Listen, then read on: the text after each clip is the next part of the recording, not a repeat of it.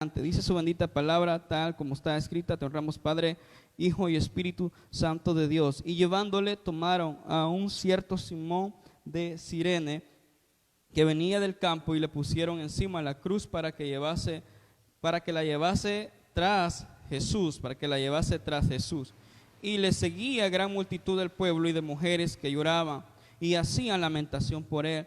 Pero Jesús, vuelto hacia ellos, les dijo: hijas de Jerusalén, no lloréis por mí, sino llorad por vosotras mismas y por vuestros hijos, porque he aquí vendrán días en que dirán: bienaventuradas las estériles y los vientres que no concibieron y los pechos que no criaron. Entonces comenzarán a decir a los montes: caed sobre nosotros, los collados cubrirnos, porque si en el árbol verde hacen estas cosas, en el seco, ¿qué no se hará? Amén, gloria a Dios. Bendiciones, hermana Silvia Marixa Chávez, Sara Cerros, Marlene García, Berito de Franco, Meyer Hernández, hermana Magensi García. Dice: Dios es grande y poderoso, Él sabe el camino de cada uno y la prueba que cada uno pasará para estar bien. Con Él somos todos como el alfarero, un vaso frágil. Amén, gloria a Dios. Vladimir Rauda también, y no dudo todos los demás que están comentando.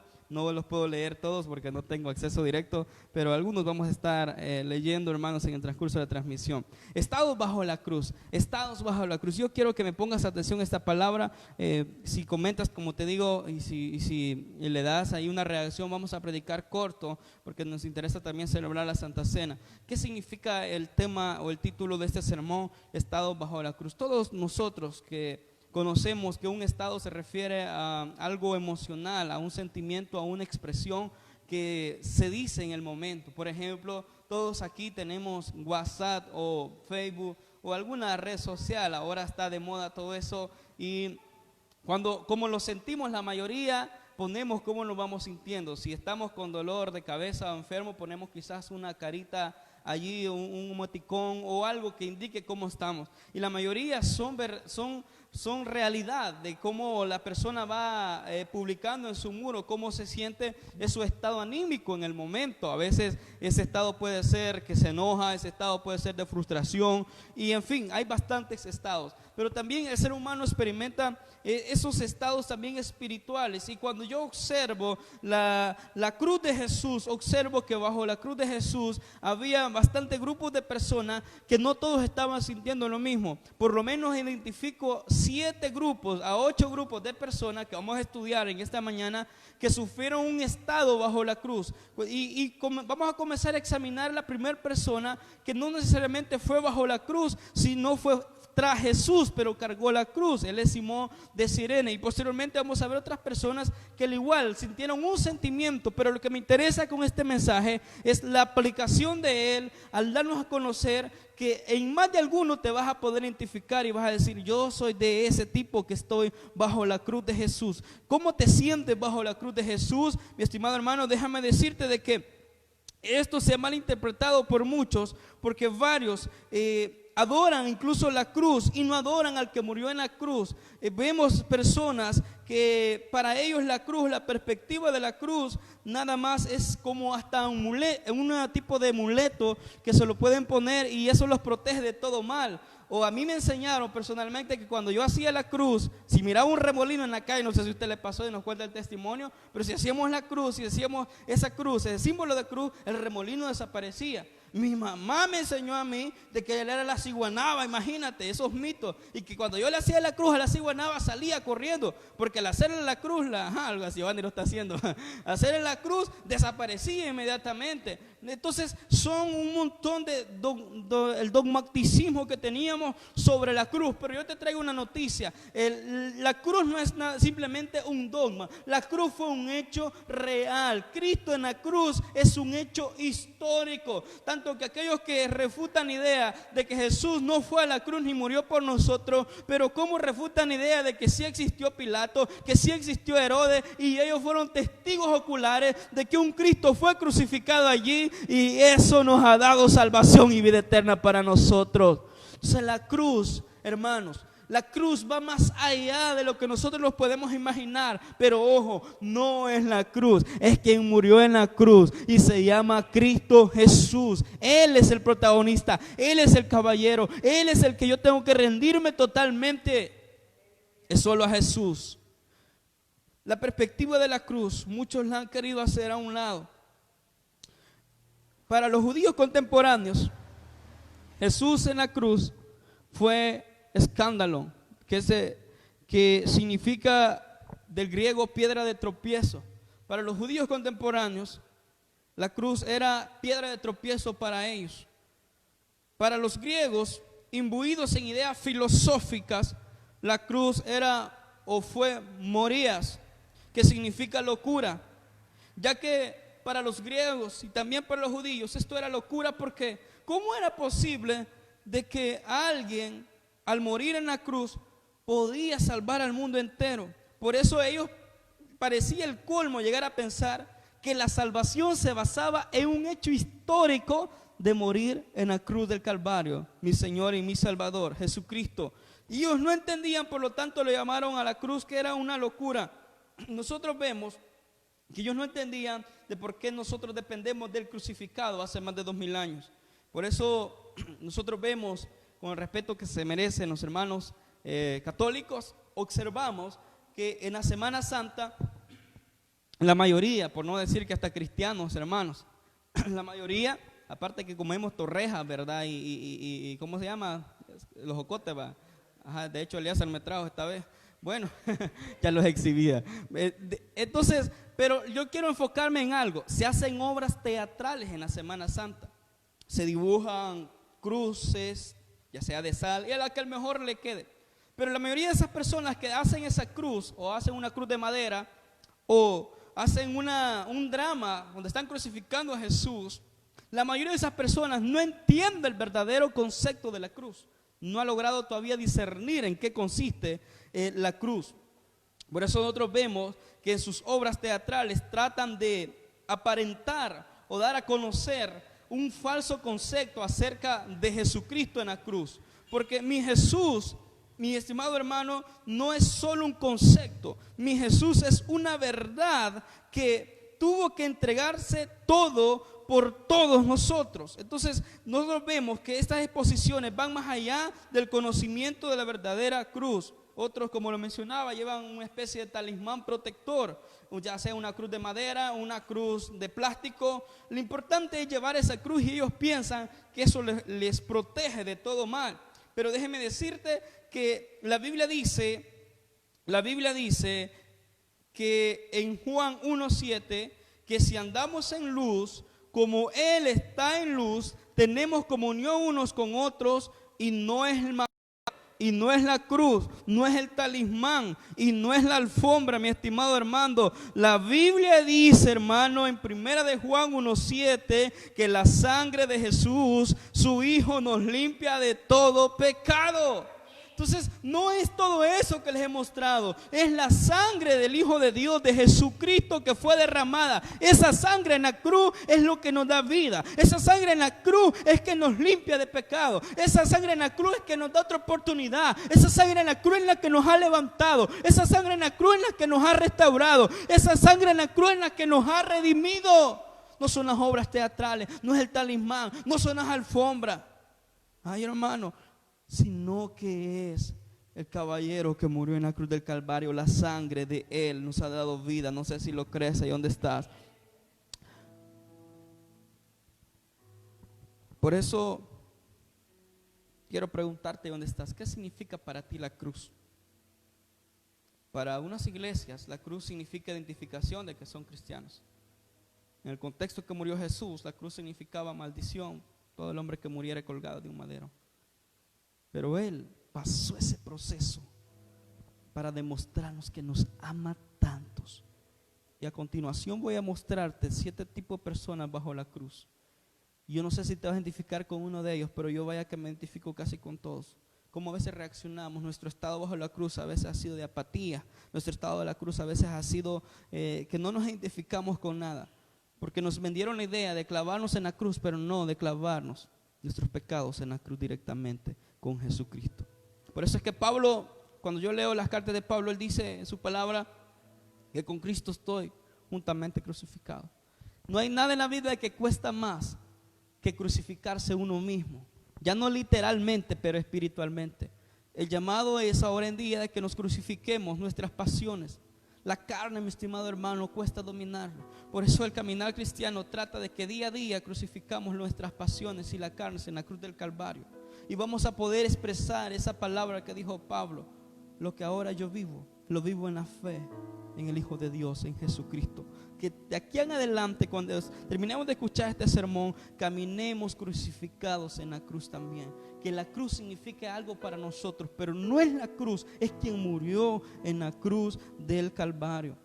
Observamos en nosotros que para muchos fue un contexto histórico marcado por testigos oculares. Mateo, Marcos y Juan, ellos observaron que Jesucristo fue a la cruz del Calvario. No así Lucas. Lucas, él fue un investigador, por eso es un doctor en la palabra, porque va e investiga todos los acontecimientos de Jesús y luego lo relata. Y Lucas comienza a relatar, en primer lugar, observamos el comportamiento de varias personas bajo la cruz. En el versículo 26 te presento el primer comportamiento. El primer estado que yo observo es el estado de Simón de Cirene. Versículo 26 dice: tomaron a cierto Simón de Cirene que venía del campo y le pusieron encima la cruz para que la llevase tras Jesús.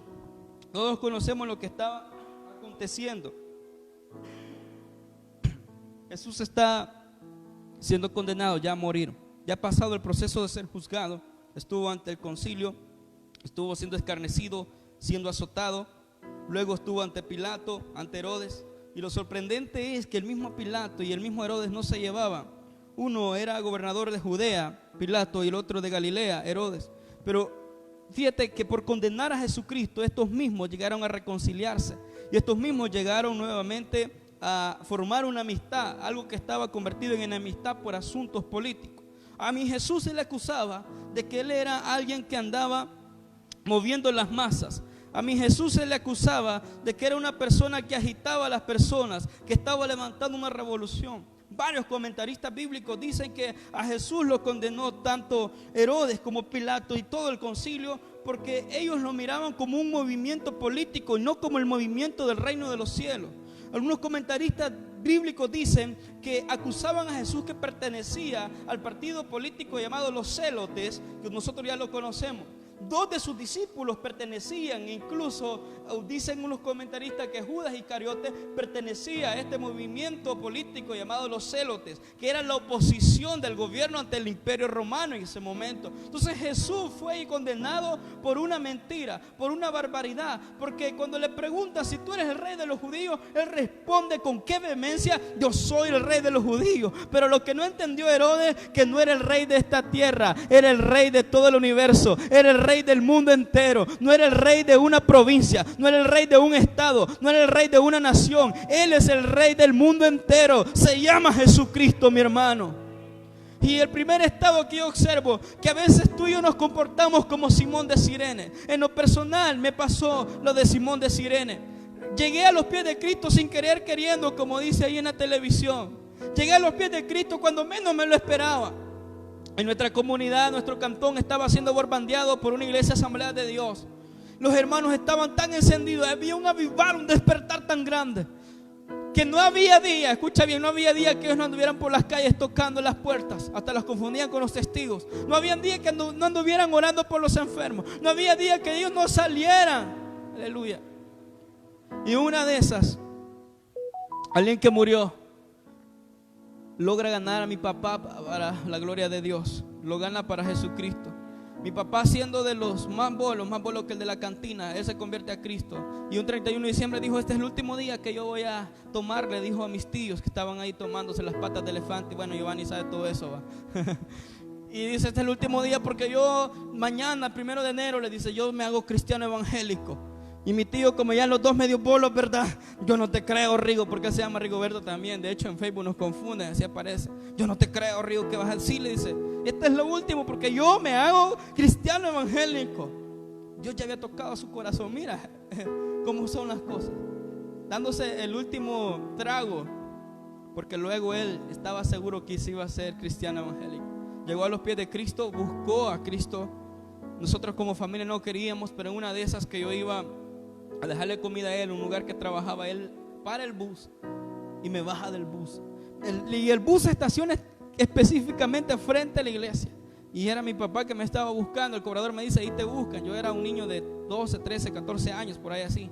Ya se imagina, sequito, morenito, pelo parado, aleluya. Ya no doy más descripciones, porque posiblemente recogen una ofrenda aquí y me la dan. Ya no. Y mi papá me baja y yo, usted no está en la oficina, allá donde le lleva la comida. No, es que he venido al culto. Era tanta la pasión que él pedía permiso a las 2 de la tarde, decía el culto, aunque estuviera trabajando, pedía permiso para ir al culto. Había un despertar, un hambre. Y me bajó del bus y le dije, bueno, entonces me regreso para la casa, me voy a pie. Me dice, no, ahora tú vas a entrar conmigo a la iglesia. Yo le digo, no, es que yo no estoy preparado para esta conversación, no estoy preparado para este momento. Yo no quiero nada. Yo soy religioso. Es más, acabo de hacer mi primera comunión. Yo soy católico, yo no puedo entrar. Y él me dice, no, ahora vas a entrar conmigo. Y me dice, hagamos una cosa, no te voy a obligar, porque algo que sí tuvo mi papá que jamás nos obligó a nada. Te voy a decir algo, me dice. Entra y dame la oportunidad nada más de esta vez. Si no te gusta, tú mismo vas a salir, me dice, por la puerta que entraste y jamás vas a volver a esta iglesia. Solo dame una oportunidad. Él sabía que no iba a ser la música. Él sabía que no iba a ser las personas allí.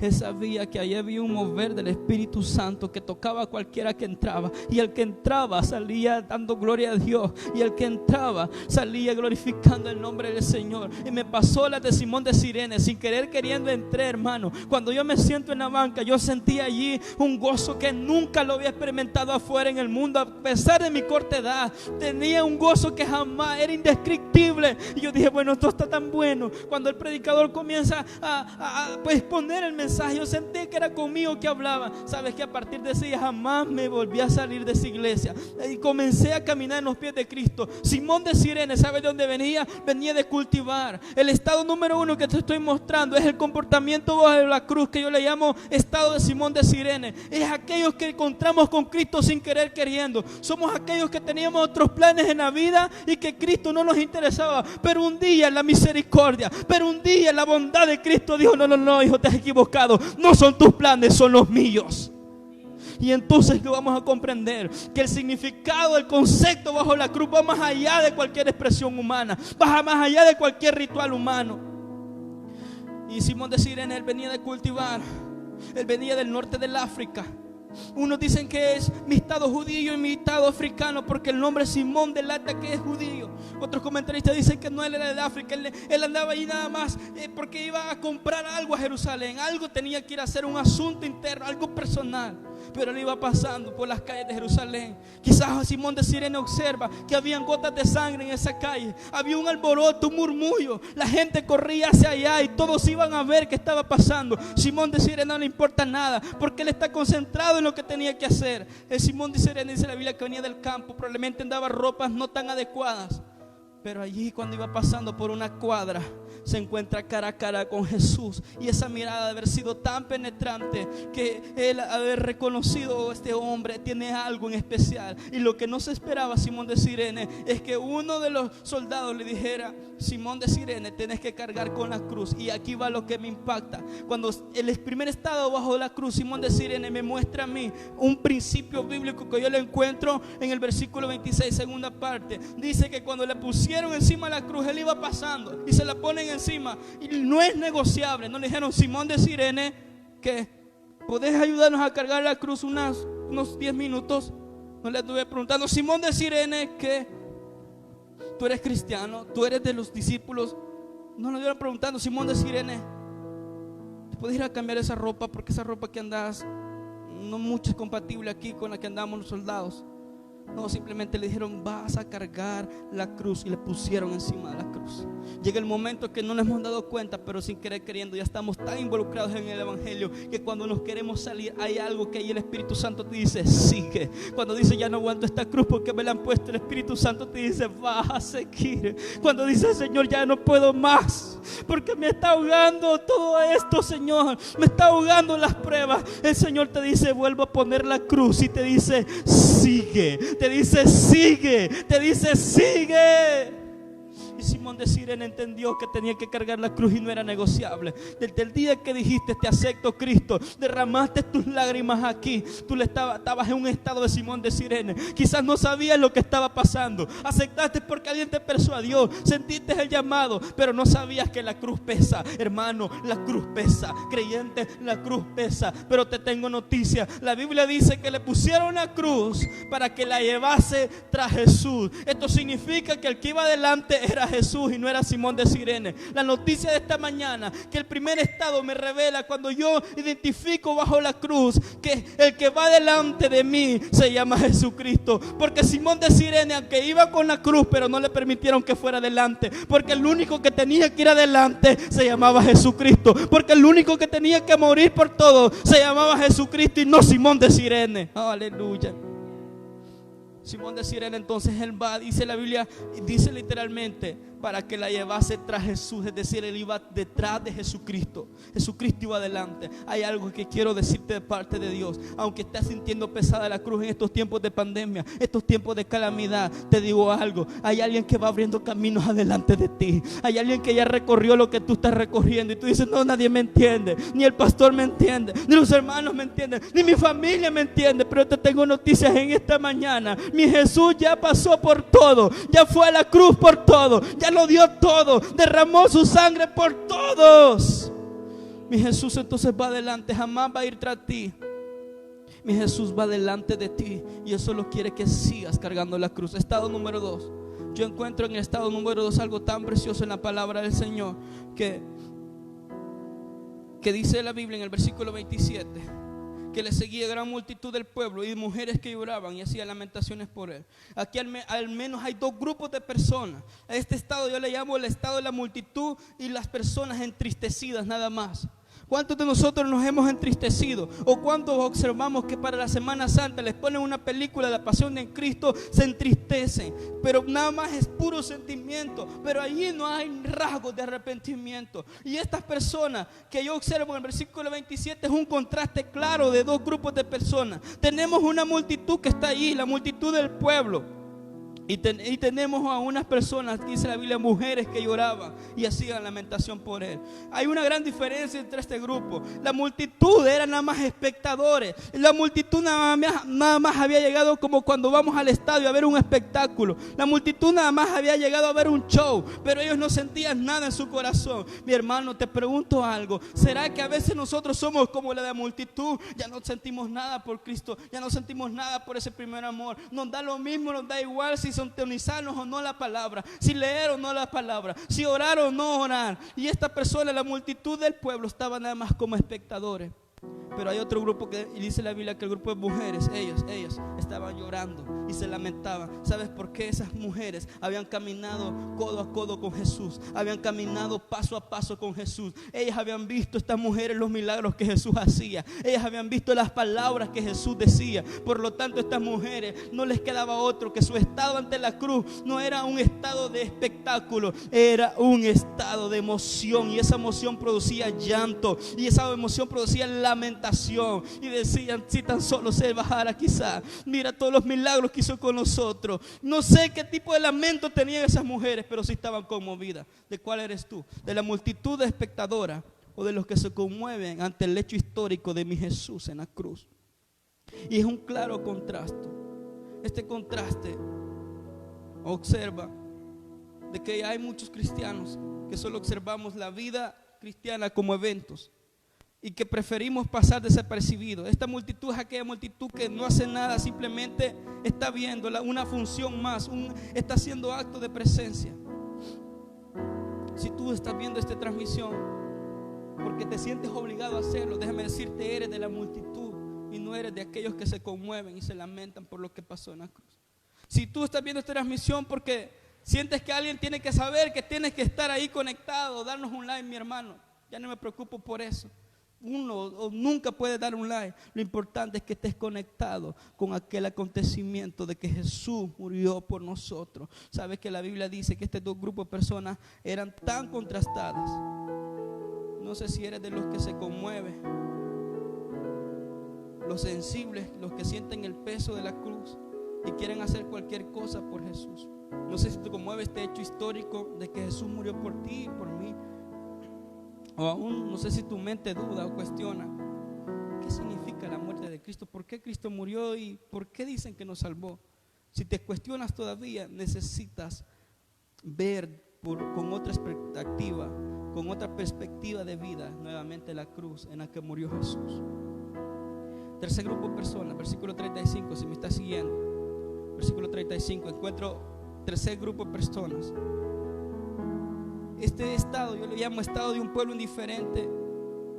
Y el estado de un pueblo indiferente es un pueblo que se burlaba, y las autoridades se burlaban de lo que porque Cristo estaba en la cruz. Dice el versículo 35, y el pueblo estaba mirando, y aún los gobernantes se burlaban de él, diciendo: a otro salvó, sálvese a sí mismo, si este es el Cristo, el escogido de Dios. Este estado revela de que nuestro comportamiento a veces es como estas personas del versículo 35. Somos indiferentes. Allá la multitud estaba expectante nada más. Les daba igual a quien llevaban, a quien estaban clavando en esa cruz. Aquí en el versículo 35 revela que el pueblo nada más estaba mirando. Pero otro grupo, los gobernantes, se burlaban de él. Entonces el versículo 35 revela otro estado de la cruz, y es que cuando tú y yo somos indiferentes, venimos a ser escarnecedores y burladores, incluso como estos gobernantes. Este grupo esperaba que su vida de cristiano, o este grupo de personas espera que su vida funcione automáticamente. Aquella expresión: sálvese a sí mismo, si este es el Cristo, el escogido de Dios, me da a indicar que este estado es de que Jesús, hazlo tú todo.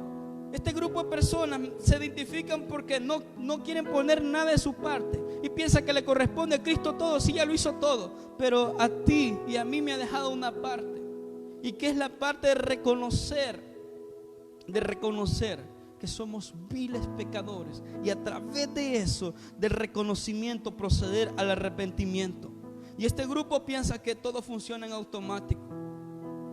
Quizás les da igual o lo mismo si orar, si conectarse a un Facebook Live, si aportar a la obra. Pero este grupo que encuentra en el versículo 35, si les gusta que las cosas se pueden hacer como ellos dicen, porque él le está diciendo a Jesús, injuriándolo: a otro salvó, sálvate a ti mismo. Le estaban dando una orden a Jesús que se salvara. Hermanos, esto suena como a veces que nosotros nos comportamos como cristianos asadón, solo para adentro, y pensamos que nosotros, hermanos, no necesitamos poner nada de nuestra parte, que solo Cristo tiene que hacer todo nosotros. Una vez yo acepté a Cristo, yo ya soy salvo, y ya no importa si vivo una vida perdida, no importa si vivo una vida lejos de Cristo. No, hermano, no te equivoques, no es así.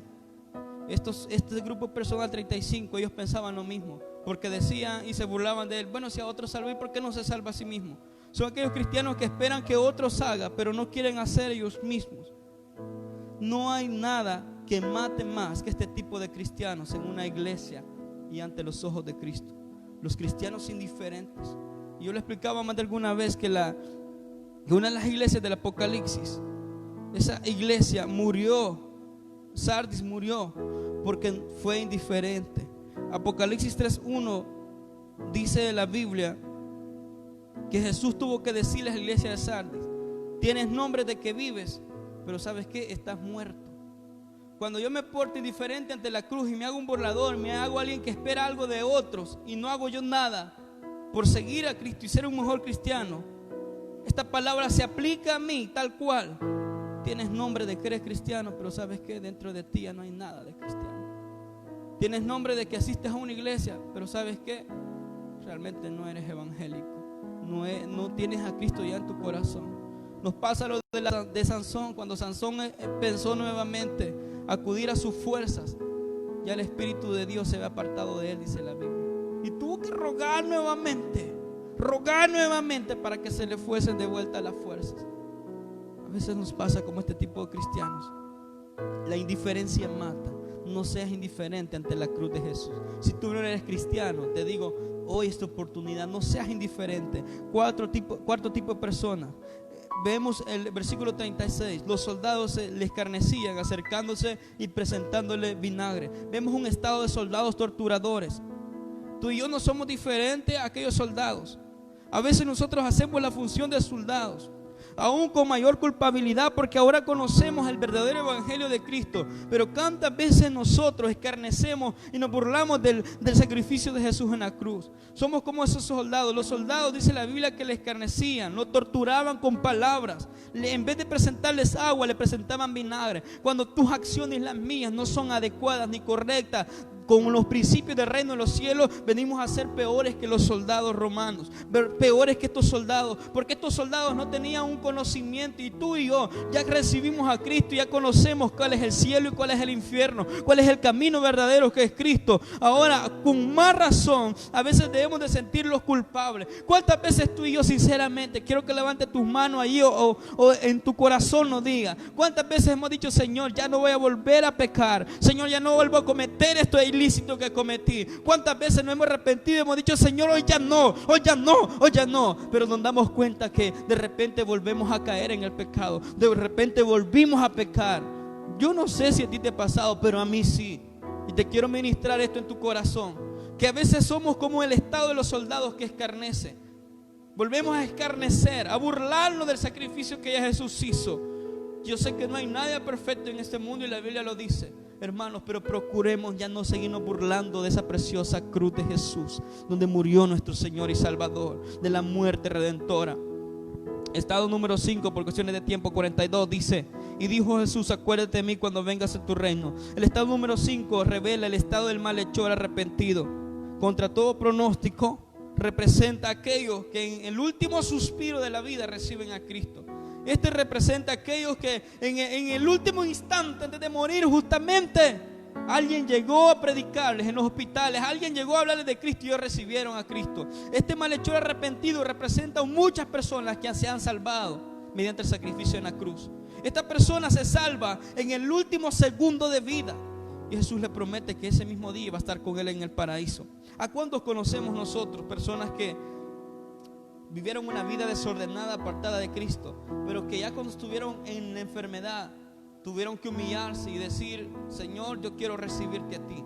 Esas personas también están bajo el estado de la cruz. El malhechor arrepentido entonces representa a aquellas personas que reciben a Cristo en el ultimátum de su vida. En el ultimátum de su vida. Versículo 7, versículo 48 y 7. El estado número 7 revela, dice la Biblia en el 48, que toda la multitud de los que estaban presentes,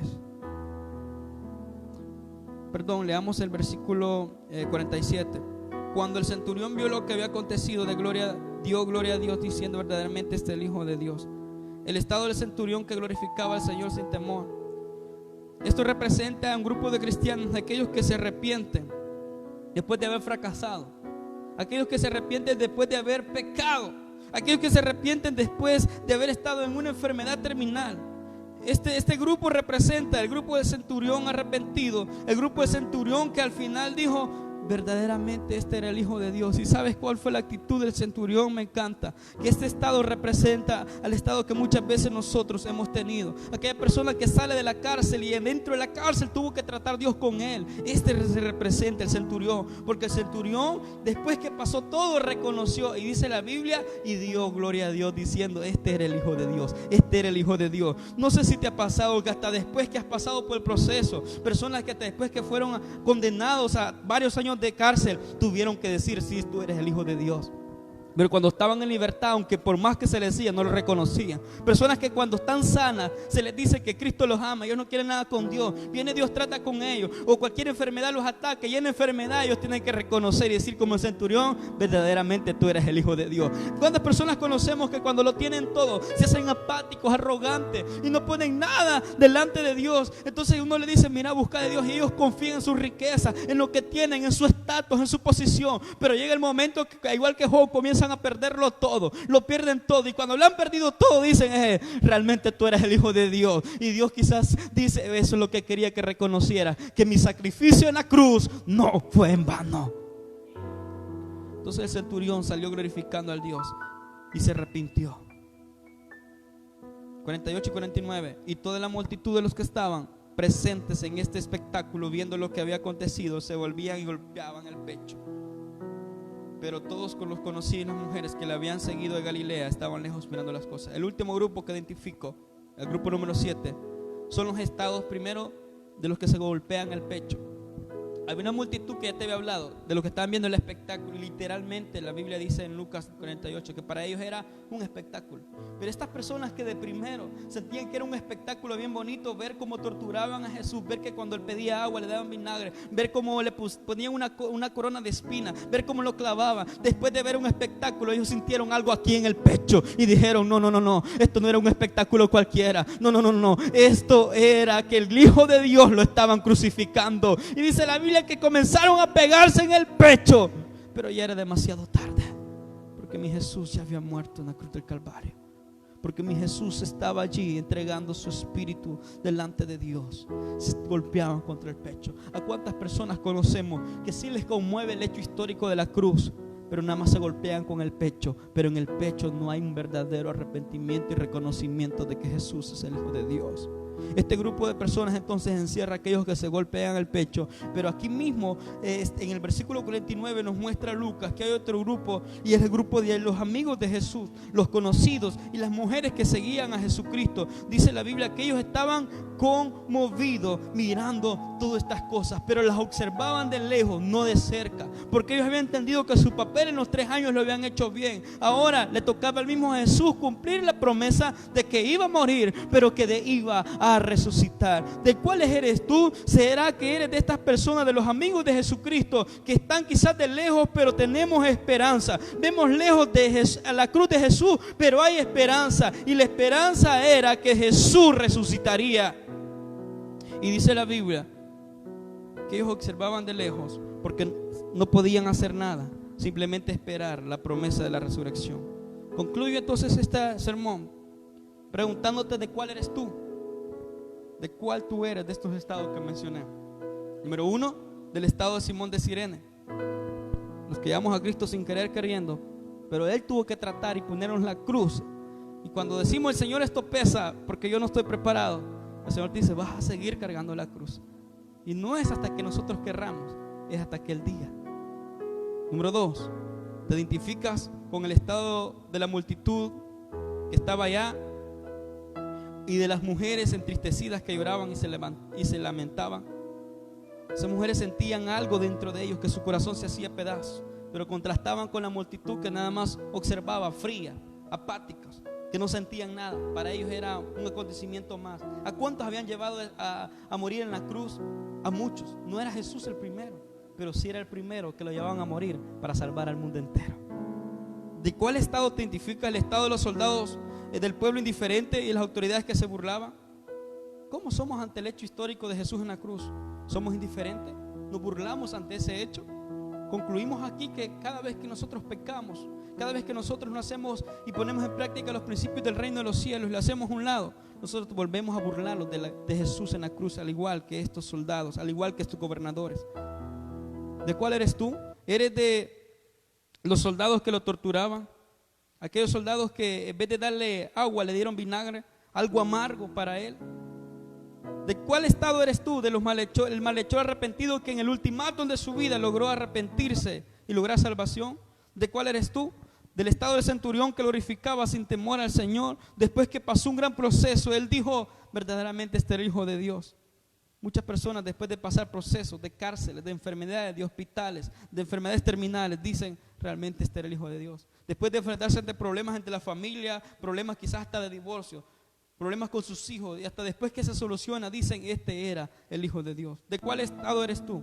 ¿O eres de los últimos, de los que se golpean el pecho, y de los amigos de Jesucristo, que de lejos observaban conmovidos el hecho histórico de la cruz? Señor, sé que tú tienes planes perfectos y tus designios son verdaderos, Señor. Yo sé que has hablado a nuestros corazones y que nos identificamos con más de algún estado bajo la cruz. Hemos mencionado nada más 7 por cuestiones de tiempo, pero hay más, Señor, y tú sabes que hay más estados y comportamientos bajo la cruz. Pero en esta mañana hemos querido sembrar, Señor del cielo, sembrar en el corazón de mis hermanos que el hecho histórico de la cruz no ha pasado de moda, que el sacrificio vivo que hiciste en la cruz del Calvario debe de ser un hecho que nos mueva día tras día, y que no tengamos en poco lo que hiciste en la cruz del Calvario, Jesucristo. Señor, te agradezco por la vida de cada hermano que está tras esta pantalla viendo esta transmisión. Y el estado de la cruz revela nuestro comportamiento. La palabra, sin lugar a duda, revela nuestro comportamiento. Quizás estás allí y tú dices: yo he sido apático ante las cosas de Dios. Yo he sido apática ante el llamado de Jesucristo. Ya no sigas más sin Jesús. Si tú eres alguien que no tiene a Cristo en su corazón y te has identificado con esta palabra, yo te voy a invitar que hagas una oración sencilla, pero que tiene un gran poder, porque se trata de poner en juego tu alma completa. Si haces esta oración y eres amigo, es decir, nunca has recibido a Cristo, quiero que repitas conmigo esta oración. Es la oración que va a hacer diferencia entre lo que fuiste ayer y lo que serás de ahora en adelante. Yo quiero que le digas: Señor Jesús, vamos, ahí donde estás. Quizás lo vas a hacer en tu mente, en el silencio profundo, pero Él lo va a tomar en cuenta. Déjate ministrar por la presencia de Dios y dile: Señor, yo te recibo como mi único y suficiente Salvador personal. Yo creo que eres Dios y que mandaste a tu Hijo a morir en la cruz del Calvario por mis pecados. Perdóname, Señor, y gracias te doy por salvar mi alma ahora. Escribe mi nombre en el libro de la vida. Me arrepiento, reconozco que he pecado, pero por tu sangre derramada en la cruz del Calvario, yo me declaro nuevo, me declaro limpio, me declaro perdonado. Y Espíritu Santo de Dios, te reconozco y que mores en mí para siempre. En el nombre de Jesús, amén y amén. Si has hecho esta oración, te felicito y bienvenido a la gran familia, la familia de la fe, la familia de nuestro Señor Jesús. Pero si eres de aquellos también que ya es cristiano, pero has sentido que no has estado dando la importancia relevante al hecho histórico de que alguien murió, alguien pagó el precio en la cruz del Calvario por ti y por mí. Te has sentido lejos, quizás has estado actuando de una manera apática como los gobernantes, como los soldados que estaban allí, como el pueblo que estaba observando un espectáculo. A veces hemos estado así nada más de brazos cruzados, cuando Cristo te dice: hijo mío, yo quiero que aprendas a llevar la cruz. No quiero que solo me observes como yo fui a la cruz. Yo quiero que entiendas que tú vas a cargar ahora con esa cruz. Tú vas a cargar día a día con cualquier acontecimiento o cualquier situación que la vas a creer adversa. Es que ser cristiano no es fácil, pero es confortable. Es que ser cristiano, quien dijo que era algo sencillo, pero es confortable para la vida, es confortable para el alma. Ser cristiano es una gran bendición. Ser seguidor de Jesús a algunos les parecía locura, como los judíos contemporáneos, como los filósofos griegos. Ellos decían era un escandalón porque era de menos importancia, pero para nosotros la cruz significa el hecho histórico en el cual alcanzamos salvación y vida eterna. La cruz significa el lugar donde se pagó el precio que tú y yo no podíamos pagar. 400 años habían pasado y no se decía nada de que había esperanza. 400 años de silencio habían pasado desde el último profeta y no se miraba nada, ni los rituales de los sacerdotes, amado hermano, ni la circuncisión que se hacía. Nada de eso traía satisfacción al ser humano. Cuanto más se hundía más el hombre en el pecado, cuanto más se hundía la humanidad en el pecado, comenzó alguien a proclamar: arrepentidos y convertidos, porque el reino de los cielos se ha acercado. ¿Sabes quién se estaba acercando? Era Jesús. Juan el Bautista proclamaba de que había alguien que se había acercado y traía salvación, traía libertad. Y muchos pensaron que era una libertad de un imperio romano. Era libertad del pecado, hermano. Era libertad del pecado. Y este Cristo que vino, entonces